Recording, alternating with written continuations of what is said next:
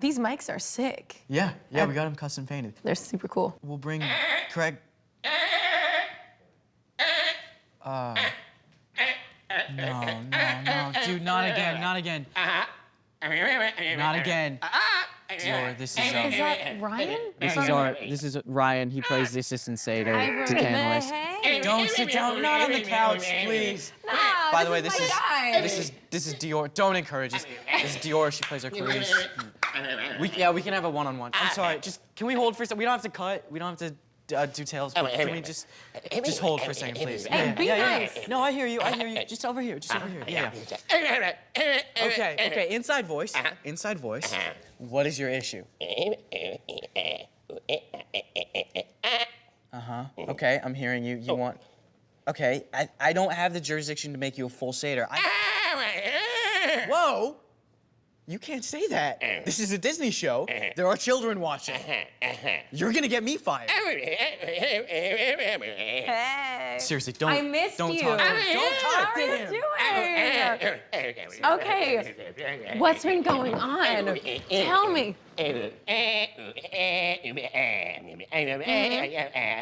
Okay.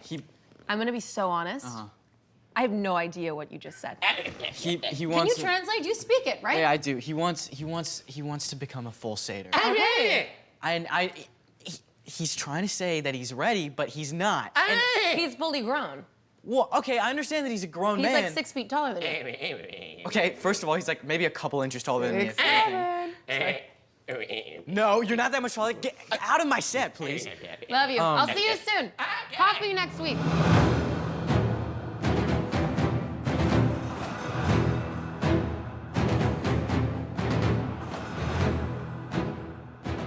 Hi, welcome back to episode 3 of the Percy Jackson and the Olympians official podcast.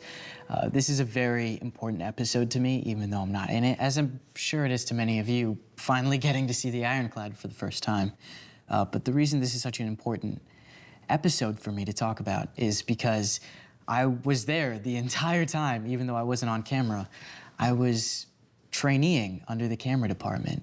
They taught me how to hold the Steadicam. They taught me how to wield the big, massive crane so I could do all the Ironclad shots. They taught me how to focus pull. They taught me how to slate. And it taught me everything I could have ever needed to know about what the camera crew does. And it makes it so that way I don't have to think about it when I'm acting.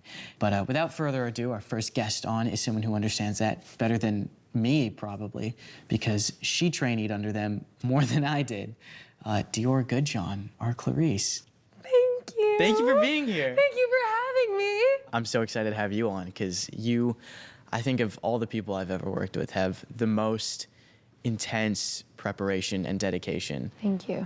To this project. And that's something I want to get into right away because I feel like with you, small talk is not gonna cut it. That's enough. I mean, what everybody will come to learn, I feel like, about our relationship is just like all the small talk is out the window. Yeah, it Straight is. to the big beans. I wanted to talk about kind of a huge thing for this season. This is the first time we ever break away from the trio's interaction together. I mean, we always follow one of them in season 1. It's either Percy and Annabeth solo or Grover solo or all 3 of them. And this is the first time we follow anybody who's not in the trio for like a full side of the story. I know, that is very true. Clarisse. You have full authority to deliver justice to these outlaws if you encounter them on your quest. It was a lot of prep work with Andrew and just figuring out really what it was for me was figuring out what her memories were. That was the biggest part of it all. Figuring out what her kind of like somatic response to like everything and everyone around her was gonna be was the most important thing, I feel like, for developing her this season. What did you land on for her memories? Like, how did those inform her, as you said, somatic response to everybody around her? We don't really know much about Clarisse aside from the fact that her dad is Aries and she is from Arizona. And I was born in Arizona. Arizona. No, like we know she's from Arizona, all these things. And really what it was like, okay, when did I actually get to camp and what was that like? So I landed on like I got there when I was 8 and I've been a year rounder and this has been my life and everything that I know. And I don't really have too many memories of my mom or anything anything like this, but what I do remember from her was that she was gentle and sweet and kind and like the complete opposite of my dad. Interesting. Which gives her that, it sets her up to become the person that she's going to be in season 2. Yeah. Because again, because we don't know so much about her, we have Aries as like her North Star. And you can totally see that in her too. But she has a really big bleeding heart that no one knows about and she doesn't like to talk about because it's her biggest weakness, which she thinks to be her fatal flaw. Yeah. It's like he's just this like very like manly, aggressive, garara like kind of guy. And he ends up falling and having a kid with a woman that's like totally like, you know. Yeah. I mean, kind of very similar to Aphrodite in that sense. Most wars are started. One of the most famous wars was started after Helen of Troy. This like gorgeous woman. Over beauty, over love, Over all beauty, of the over things. love. I think that's beautiful. Yeah, no, but just, there's a lot to her this season, I think, that I'm very, very excited for people to see. The big thing that I'm excited for people to see is just to watch her become a well-rounded demigod. You get to see all of her facets and actually understand her brain and her reasons why, because it's really easy to like hate her. I hated her. It is very, very easy to kind of hate Clarisse because we yeah. can't see her from anything other than Percy's arguably unreliable narration. Yeah, no, that part. Let's talk about that for a second. Let's talk about it. Because why Percy be lying on everybody? Why do we have to Everybody. trust what he says? Why? We don't have to, and that's why we have the show. Thank Exactly. God, because Exactly. I hated Clarisse. I really did. I was a Clarisse hater. We out here. Yeah. But like show Clarisse is so different. But I feel like all of the characters are just, they're same but different, and we all know that. But like Clarisse and Luke too. Like both of these guys. Interesting. You know what I'm Yeah. saying? Like it's very, very, they were designed, they served their purpose extremely well. I want to hear more about that parallel. So this is what I'm saying, is that it's like both Clarisse and Luke served their purposes so well in the book. They did exactly what they needed to do. But when it comes to the show, the thing about it is, like how we're breaking away from Percy's perspective, the cool thing that I think is, yes, it's from the eyes of Clarisse, the eyes of Luke, the eyes of Grover, but really what it is like the fans watching, it's from their POV. Yeah. So they get to really decide and like make the active decisions to be like, I like them, I don't like how they did this, I don't like how they did this. And like, it's like a choose your own adventure, you're not getting a biased opinion on each character. Exactly. You get to really form your own opinion. And what was so cool for me, like kind of just watching Clarisse grow and as watching like Luke grow, is understanding that like there are no bad guys. Like it really is the thing, like there are no villains, there are no bad guys, because the thing about the villain is what makes them so good at, you know, being so evil is the fact that they have real kind of, like there's real valor and merit behind like what they're doing in their head. Like to them, they're doing the right thing. So like that's why the whole thing with Luke is like, he's so good at being evil because he really believes that he's doing the right thing. Yeah. And then the thing with Clarisse is like, she's so good at being aggressive and mean and all of this stuff because she believes that this is how the world works and that's how you get what you need from people. And like me being mean and aggressive, that's not me hurting someone. This is me, you know, I love you. That's why I'm yelling at you. Hey, I'm talking to you maggots. We've got a lot of ocean to cover and not a lot of time, so move. And you don't question it until you go through your kind of adolescence. And that's the thing about this show, is everybody's going through their kind of adolescent journey right then and there. So you get to watch them all. I mean, we're watching all the characters grow up, but we're also watching ourselves grow up at the same time. Because when did we start? Crazy. I started How this old were show. you? I started the show when I was 15. Yeah, 15 no. turning 16. It's wild. I was like around the same age as you. Yeah. It was like we were Crazy. little. Like think about that. That's so Yeah. crazy. And the reason why I mention it is because I feel like Clarisse and I were going through a very, very similar arc in our lives at the same time. So me being able to play her season 2 at the time that it was happening was better than therapy. It was the most kind of just amazing, transformative experience of my life. And I'm so grateful that I got to do it, because I was going through not phase, but a period in my life where I was learning what it meant to actually set boundaries and like what it meant to critically think in my own way, not in the way of like how like my parents taught me or how I learned from like this person or that person. Interesting. And I feel like she was going through a very, very She similar goes through thing. exactly the same thing in this season. Right. So I mean, I don't know how much of what I did was acting. Well, that's where some of the best performances come from. Yeah. Not to mention your Braveheart speech. Thank I mean, you. I know that it was like, I wasn't there for it. I mean, I was interning, but it is kind of the first time that we see Clarisse understand, especially that beautiful, sorry, now I'm rambling. No, go for it. But you I have love that it. beautiful moment before you actually start the speech where you kind of say like, you say something along the lines of like, You're all losers, yeah, right? you're all losers, right? But you say it under your breath, and so they hear you and they assume that you're talking to them, but that might not necessarily be the case. Aren't you tired of losing? Exactly. Yeah. And I think it's beautiful that you didn't, that you left it up to interpretation. You're all losers, right? You owe debt to the god of war because you failed in battle. But let me ask you guys,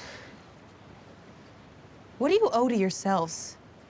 But it's the first time that we see her not be able to yell or shout or fight out of her problems. Exactly. And she actually has to deal with them head on, which I think is ironically the scariest thing for Clarisse. Absolutely. I mean, isn't that the scariest thing for everybody? Yeah. Like, you never want to do that. Most people are afraid of confrontation, and the people that are not, I mean, even the people that I know that are very like, that they just go for it and they love confronting situations and people, they do it because it's scary, if that makes any sense. Yeah. Like, does that make sense at all? No, it But like, does. it's gonna be scary either way, so I might as well do it. Yeah. And the thing about it with her, There's never not fear motivating Never. confrontation. and so the whole thing about it with it's all set up in that scene in the galley where they're doing the Yeah. and they all kind of ignore her. We set a course for the Sea of Monsters. Coordinates 31, 37, north by 56, 12, west. Trafalgar, sung by the British. Grand Port, sung by the French. Hey! I mean, you leave that situation like as Clarisse, and also too like as a girl on this giant ship with all these like, I mean, not to be rude, but old men. Like, No, like just, hundreds of millennia years just old. completely ignoring you. And then you had, I mean, your dad like set you up to fail because he's like, oh, well, she's never been on a quest before and you guys better listen to her. And it's like, Dad, like, it's not even like, Dad, come on. It's more like, I can do this. Like, have I not been proving myself to you my entire life, you know? Yeah. And then you get there and you're just completely undermined, and you kind of, we don't see what happens when she walks out of that galley, but you kind of go away and you're like, why is this not working? Like, am I not good enough? What am I doing wrong?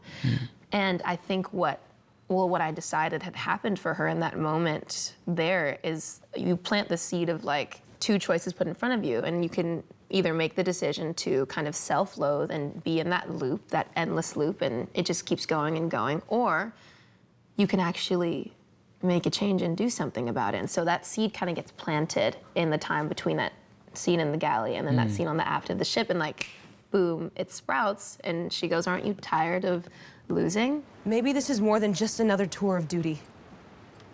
Maybe this is a second chance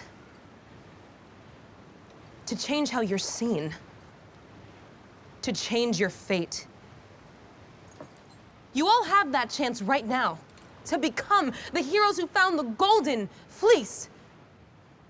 I think what it is she's, instead of choosing to self-hate and be like, I'm not good enough, she's like, well, you know what, clearly this isn't working, and let's stick it to my dad. Yeah.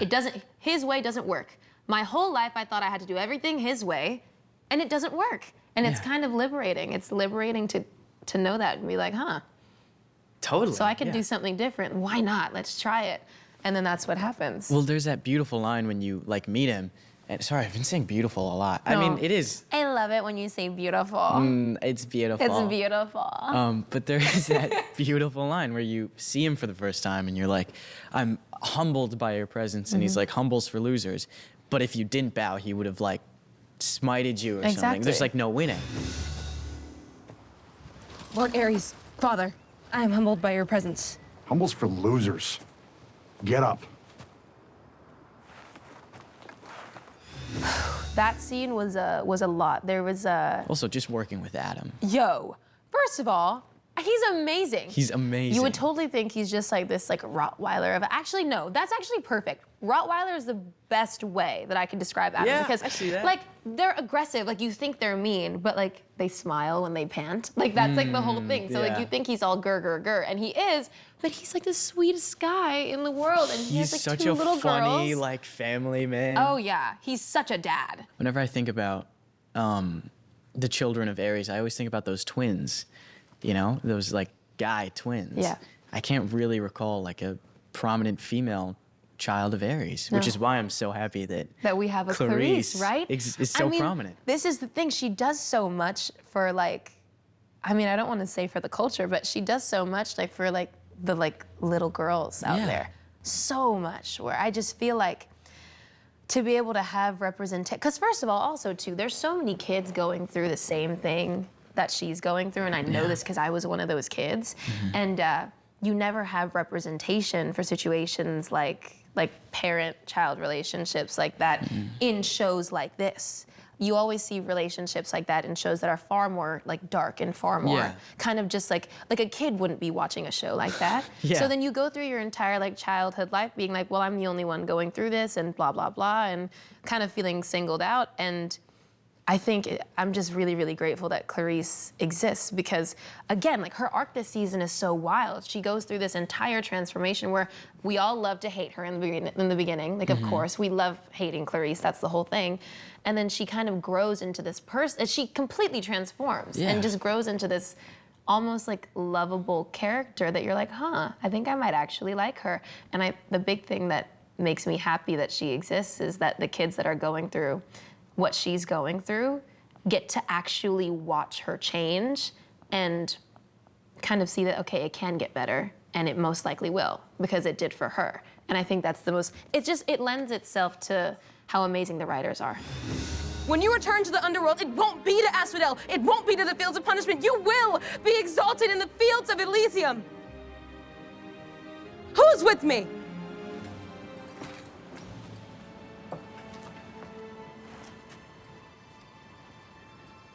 Then let's get this floating hunk of pig iron on the move.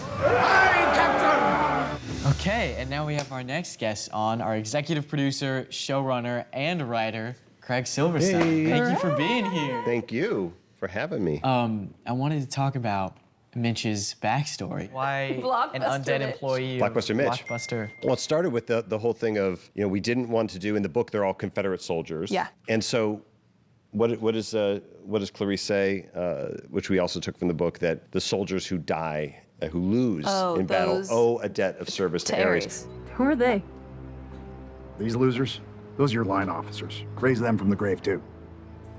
Those defeated in battle owe a debt of service to Ares. You'd think I'd get the winners, but no.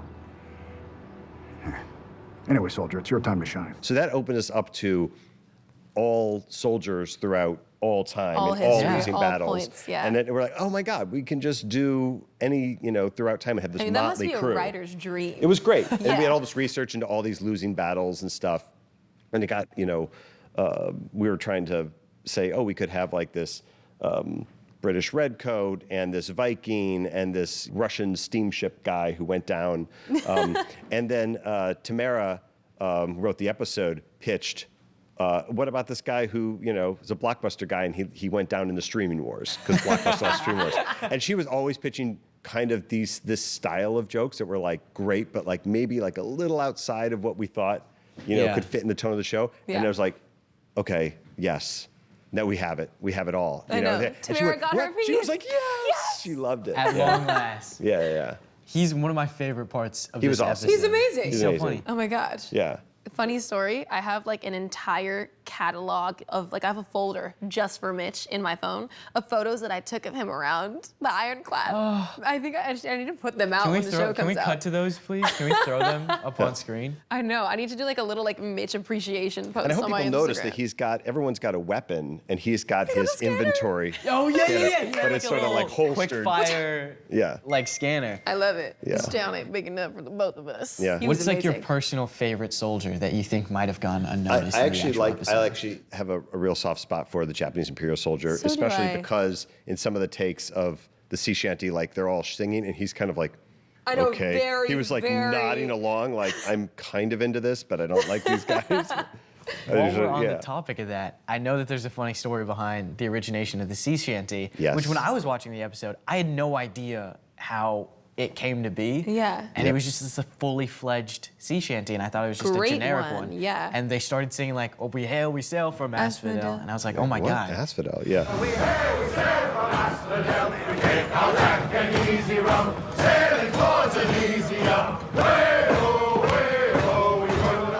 Yeah, it came together. It was one of my favorite memories from season 2 because it came together on the day we were at Darrow Bay. We were shooting Ares, giving you your ironclad and your soldiers. It was raining. It was that you day? Can't. It was that day. We were in the tents, and Jason Ensler, who directed the episode, love you know, Jason was Shout out always. Jason. Do you guys remember that he would put out like a quote? At the top of his shot list, and sometimes I saw it on one of the camera cards. Yeah, He yeah. has Okay, the yeah. most intricate, amazing shot lists, by Yeah. the way. But yes, more on that these later. beautiful shot lists, and he had this quote, and it was always about the sea or something inspirational about going out to sea. And so he asked, he said, you know, when we come to this scene where Clarisse is trying to rally the troops and they're not listening to her, instead of just being kind of like down, which was, you know, there was no singing scripted. Yeah. You know, he said, what if they were all singing the sea shanty? I'd love them to be like just be- doing that to kind of, they're happy to be alive You know, again yeah. or manning Yeah. the ship, but Back they don't care doing about what what they- Clarisse is saying. Exactly. And so, like, okay. And Albert Kim and I were in the tent on the Notepad app, just course it creating was you and lyrics. Albert. Yeah, we created lyrics, and showed them to Dan, who sent them to Bear. Yeah. You know, McCreary, McCreary, yeah. our composer. That right then, when we were all doing it, he was excited to get it, jumped onto his keyboard, his synthesizer, and kind of, made a Fleshed out the actual the music. song, sent it back. It was a little too like dirgy in the beginning, kind of like that yo. What we use like a yo. It was a bit like that, you know. So we're like, and it's like no, more like this, and recorded on like text, you know, like, or like you guys an were audio. singing into the Just sing. We're throwing to that right now. Yes. Way ho, we toy without blanket or bed. Way ho, there ain't no rest for the dead. One of my favorite moments written into the show now is, you know, every season starts out with an oracle scene. Yeah. Because that's kind of the initiation. It's always get to camp, get the oracle scene. That's the And procedure. then that is Yeah. the fanfare for the rest of the season, basically. That is the triumphant rollout. And Dior gets it, and I think that's awesome. And the first thing she does is cut off Yeah. the oracle's head. Yeah. I'm Clarisse, daughter of... Yeah. That was amazing. Quick chop off. Yeah, we just love, like, I love that idea too of starting every episode 3 Yeah. of every, you know, in Yeah. the attic of the big house with the oracle. It kind of, it helped smooth the transition to this thing which we were all nervous about, oh, we're going to go completely into, Yeah. you know, another POV. Yeah. You know, And someone who's not right, from and the it tree. had helped to do it by following the format of, Exactly. hey, if you're part of this world and you're going to go on a quest and you get selected for a quest, you go see the oracle. Yeah. And then everyone has a different reaction. Everyone's going to get a different prophecy, and everyone has a different reaction, like Clarisse slicing off the oracle's head. Yeah. I love And it. it was like the oracle cannot die, and it's good to establish that. Yeah. And that was super fun. I love the little look you give, like right after you check, you're like, You can hear it putting its head back on, Oh my see it gosh. stitching itself back up. Oh, I should probably I broke leave. camp. Oh, Sorry. I broke camp. Uh-oh. Yikes. This is kind of a hard pivot, but I wanted to talk about something that I find very interesting this season is that the Great Prophecy is introduced a lot earlier. You know, That's true. It's only ever fully fleshed out in the 5th book. Right. That's the first time. I think I could be wrong. Yeah, you know, I think you're right. But You that's the hear first it. time we hear it. Right. Yeah. But now we get a little bit more time to chew on it, and it's still never like we don't get it in all of its. You haven't heard the words. Yeah, yet. we haven't heard the words, but people like Luke and people like Chiron and Annabeth, everyone is teasing this great prophecy. Yes. And even in season 3 a little bit, you just keep talking about it. And I personally love the decision to have it introduced earlier because, frankly, I think it heightens the stakes of everything. So do I. The prophecy tells of a child of the eldest three, who upon reaching 16 years of age, will become a powerful weapon. A weapon? The hero of the prophecy will decide the fate of Olympus. A single choice that either saves the age of the gods or destroys it. It's probably the most consequential change that the show, it doesn't seem like that big of a deal. I mean, you said it's a big deal. It's a way bigger deal. I've found in writing it, and I think it's necessary. The great prophecy was always lingering in the background. Percy talks about it in the book. He knows that there is a prophecy. He says, "Oh, that's that prophecy I'm not supposed to know about, right?"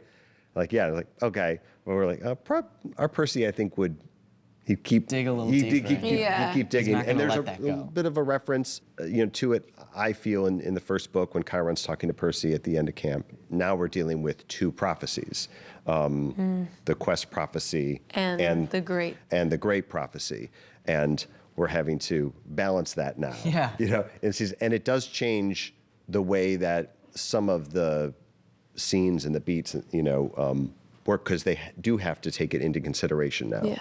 I did want to talk about as well the Andromeda and the rebellion, like kind of camp that is living within the Andromeda.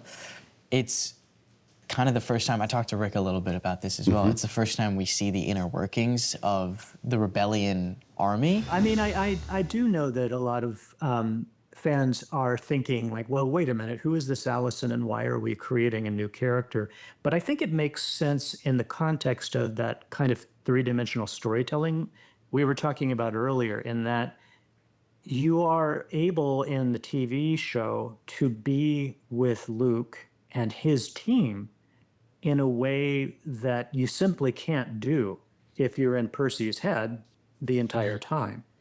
And so we don't really know very much about the conversations that Luke had with his team when we weren't there in the books, but now we do. So it just made sense. Well, he would have lieutenants, he would have other people on his team, he would have conversations, probably disagreements. What brought those demigods to the fight with Cronus? What convinced them that this was the right way to go? And do they agree with everything that Luke says? So Allison was really just a character that kind of helped to be a touchstone and a focal point for all those questions. Like, here is your sort of doorway into that world. Like, what was it like to be a demigod working for Cronus at that time? And Allison plays that role. And she's kind of a foil for Luke in the same way that Percy's friends are a foil for him. How did you build that like mini world? It was tough. I mean, first of all, we're looking at making a cruise ship. There was discussion early on about like, do we shoot this on a Disney cruise? Can we get it? We talked about trying to, but Dan Hanna's amazing Princess Andromeda. Yeah. Oh, it's amazing. Incredible. Set. And what it looks like after all of the after Eric goes in and does his magic. Creates the ocean. Creates an ocean, creates an entire cruise ship is kind of incredible. It looks so good. Yeah. But it was a challenge too, because we couldn't build an entire cruise ship. So it's like, what parts of this, of a cruise ship. Can we build? The deck, I think. And the I-95, right? The corridor that goes underneath. And it's also balancing. It's the first time in this season that we get into. There's a little bit, I guess, in episode 1 where you see in New York City, nobody can tell Tyson is a Cyclops. But here, we're dealing with a cruise ship full of people who do not see through the mist, and this cruise ship is secretly owned by rogue demigods. The idea that there are demigods past camp who are out there in the world, like Allison Sims, like Luke is now, like Luke's team, like we see. There was that, and then there's the idea of rogue demigods and monsters working together under the influence of Kronos, but also as part of his pitch and Luke's philosophy that like, hey, why are we fighting monsters again? Because our parents tell us to. They're pitting us against each other for their own personal glory. Exactly. But we're all children of the gods, is what he says. And maybe there's another way to go. And the more viable that Luke's pitches are, I was about the to more of an say. interesting antagonist. When you say it he like is. that, I'm like, well, that sounds lovely. I want to. Yeah. I know. It makes immediately. sense. Yeah. Yeah. I also wanted to ask you, as a writer, like, what an adaptation calls for. What changes do you believe add to the story, and what changes like drive it onwards or create like this new but still same world? I mean, a particular challenge is taking what constitutes an episode of television. That's true. Right? Where it's is it just one chapter? Yeah. Right? Because if you do that, there's way more than 8 chapters in the book. It's like 30 episodes. Right. So we don't have that. And a lot of it's about the real estate of how much time you have. And so in taking some of the elements of where does something begin, where does it end, and then how does it progress so that you really feel like each episode also is its own specific journey. Those are the things that sometimes dictate what falls out, what stays in, what moves, what this important line that's said. You might not hear an important line that you think is really important from the book. Just wait a little bit. It might come back in another episode in another way. So I wanted to thank you guys so much for being here and for doing this with me. So good. Man, Thank you so for having much, us. Craig, Dior. Thank you. You guys are amazing. Thank you guys for being here. This is your ride. Ironclad. Raised her from a watery grave and amped her up. You got a 40mm bang bang on the bow, 12-pounder on the fly bridge, and 15-inch artillery on your 6, locked and loaded with 100% pure celestial bronze ammo. Boom! I'd like to introduce our next guest, the God of War, Adam Copeland. Thank you for being here. He's currently in England, so. I gotta tell you, that might be the coolest way I've ever been introduced. The God of War. I've been introduced as the God of War. I would expect to be called that every time I walk into a room. I kind of feel like I have to. Yeah. Like I might put it in a rider or something along with the purple M&Ms and whatever else I can complain about. Oh, plus I need pyro and my theme music from wrestling to go off every time I enter a room. Exactly. In every Is that too hotel much room. to ask? No, that's a perfectly reasonable demand for the God of War. We can't really talk about 203 without talking about the fact that this is your first time working with Dior or Clarisse. So when we finally got to work together this year, it was really fun because I've only played a father once before. So, and at that point, I had just become a father. So this time, having more experience as an actual father under my belt, I feel like I came into it with more knowledge in how you would deal in talking. Not the way Aries does, but. And so you're a very similar father to Aries in real life, right? Yeah. If I were that, I still wouldn't be married. So.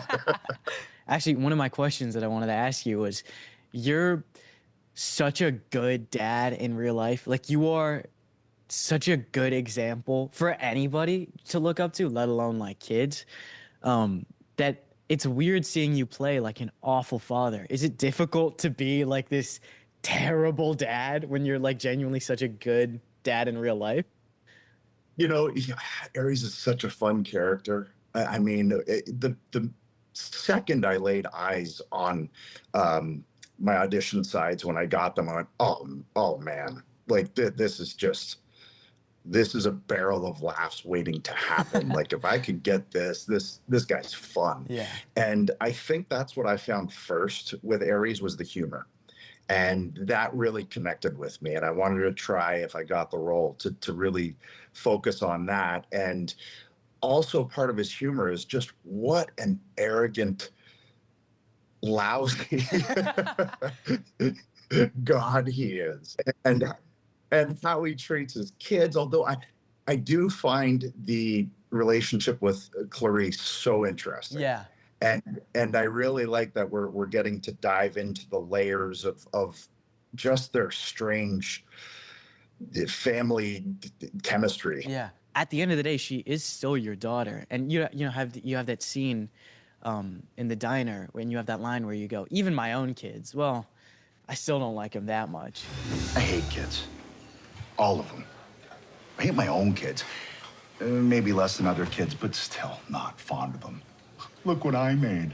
What are butterflies for? My knee hurts. Ugh. I love my job. But that night, when everyone's kids show up for the winter solstice, and I have to sit through their presentation, that night is the worst night of the year every year by far. Yeah. You almost stop yourself from saying that you like them. Like, do you think that you're actually helping Clarisse? I think in Aries' warped sense of worldview, that he thinks in his way he is helping her. I think he truly believes being tough on her is helping her and building her for what the world is. I mean, the guy's the god of war. He sees the worst in the world. So he wants her to be prepared for the worst in the world. And I think in his skewed view, he sees that as a way to make her better. Like, she needs this, and that's why I'm doing it. And I love her, and that's why I'm doing it. Exactly. Otherwise, you're going to get swallowed up, kid. I'm going to make sure you don't. I think that's how he kind of comes about it, or at least that's how that's how I've tried to enter it and come from it from that angle.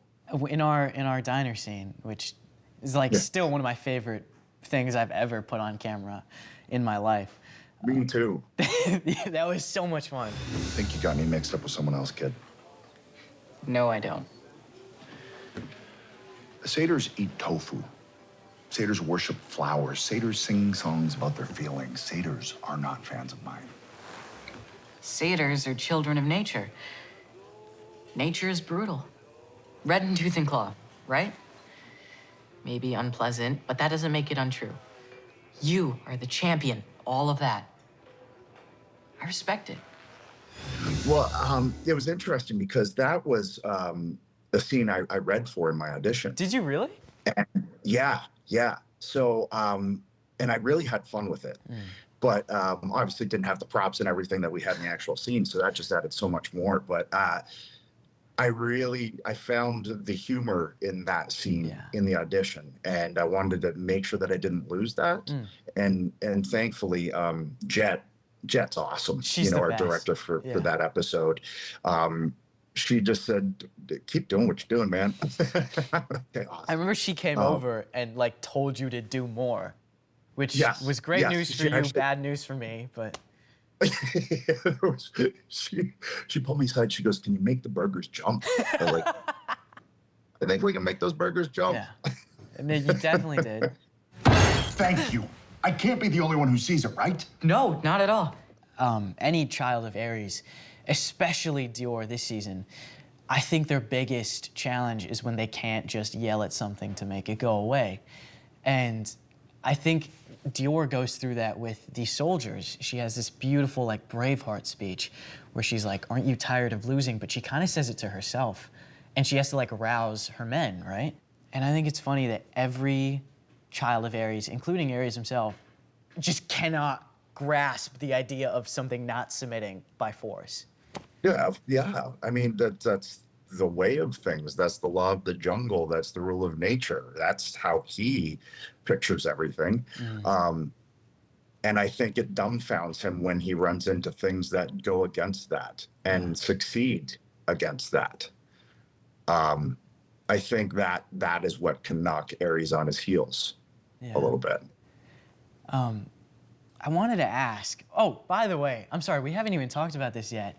You got nominated for an Emmy. Dude, that's awesome.